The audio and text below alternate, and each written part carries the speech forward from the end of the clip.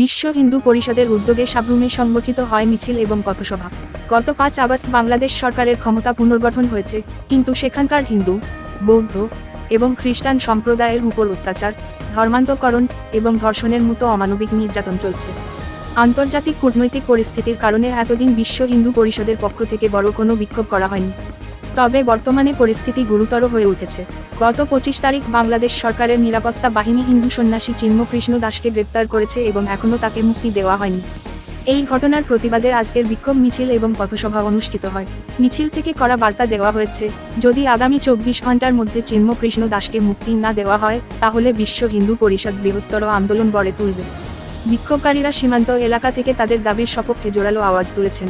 সংগঠনের নেতৃত্ব কুলদীপ ভৌমিক জানান, যদি হিন্দু সন্ন্যাসীকে অবিলম্বে ছেড়ে দেওয়া না হয়, রাজ্যের প্রতিটি চেকপোস্টে বিশ্ব হিন্দু পরিষদের হিন্দু ধর্মাবলম্বী ভাই বোনেরা কঠোর পহরাদারি করবে, যাতে রাজ্য দিয়ে কোনো পণ্য সামগ্রী বাংলাদেশে না যেতে পারে।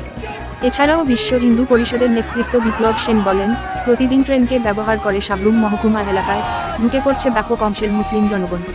জীবিকার নাম দিয়ে ভাড়া নিচ্ছে সাব্রুমের বিভিন্ন এলাকায়। পরবর্তী সময়ে এলাকার মেয়েদের লাভ জিহাদের শিকার বানিয়ে তুলে নিয়ে যাচ্ছে মহকুমা থেকে। তিনি বলেন, আগামী দিনের কার্যকলাপ মহকুমা শুদ্ধ গোটা রাজ্যের হিন্দু ধর্মাবলম্বী জনগণের জন্য ব্যাপক বিপদ ডেকে আনতে পারে। মিছিল এবং পথসভায় শেষে সাব্রুম সুপার মার্কেটের সামনে পোড়ানো হয় ইউনুসের পুষ্পোত্তলিকা। আমরা খুব ভয়ঙ্কর জায়গার মধ্যে আমরা পড়ছি। আজকে